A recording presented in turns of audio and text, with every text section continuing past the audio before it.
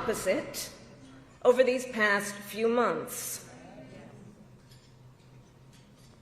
Now, I know tonight's event happens to coincide with the 100 days after the inauguration, and I'll leave it to others to give a full accounting of what has happened so far. But I will say this. Instead of an administration working to advance America's highest ideals, we are witnessing the wholesale abandonment of those ideals.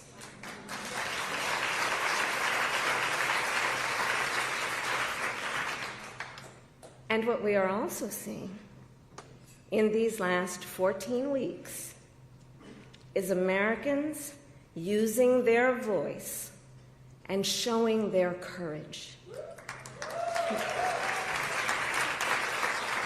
We all know President Trump and his administration and their allies are counting on the notion that fear can be contagious. They are counting on the notion that if they make some people afraid, it will have a chilling effect on others. But what they're overlooking, what they have overlooked, is that fear is not the only thing that's contagious.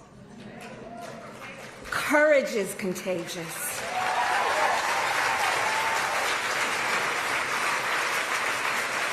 The courage of Americans who are banding together in the face of the greatest man-made economic crisis in modern presidential history. Can I ask the Doge question? Can I ask about Doge? Peter, we just gave you 2 questions. Brian, go ahead. Doge, but I'll wait. Thank you. Last night, Kamala Harris delivered her first major speech after losing the election. She attacked Trump personally, attacked the policies. Any comment from the White House on that?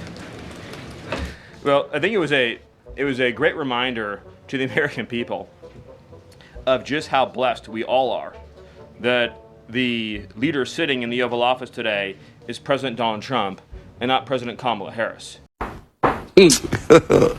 God have mercy upon us. And not President Kamala Harris. It was a helpful reminder of just what a travesty and a tragedy it would have been.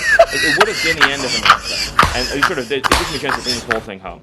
If we continued on this road of radical regulation, choking off American energy, sending our supply chains to foreign countries, taxing our economy to death, pushing this cancerous woke ideology on our children, ending merit, ending scientific innovation, ending public safety, allowing, everyone goes to the stores these days, everything's locked up, criminals roam free, law-abiding citizens under the previous administration were punished while gangbangers were given red carpet treatment. Democrats, of course, are still giving gangbangers red carpet treatment.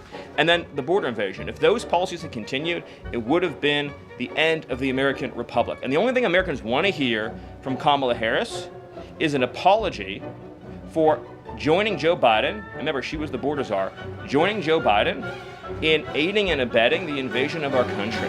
And we're never going to stop talking about this because what they did to this country is unforgivable. It is an eternal stain on the Democrat Party. Every day we read another story.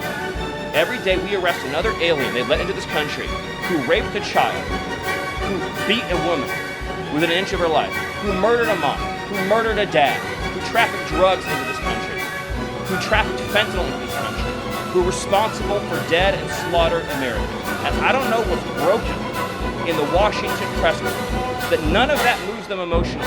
The only thing that gets them exercised is, do we need to have more trials for terrorist supporters? We need to have more trials for gangbangers. We need to have more trials for illegal alien invaders, even though Congress and the Constitution clearly say that you can expel invaders and illegal aliens quickly, efficiently, and properly. This president has literally saved America, and I could not be prouder. I could not be prouder, as I know Caroline feels the same way, to come every single day to this building where we have a leader sitting in office whose first, last, and every thought is the safety, prosperity, security, and sovereignty of the citizens. That's an important word, people. Citizens of this republic. Thank you all. Thank you, Steve. Thank you for your time.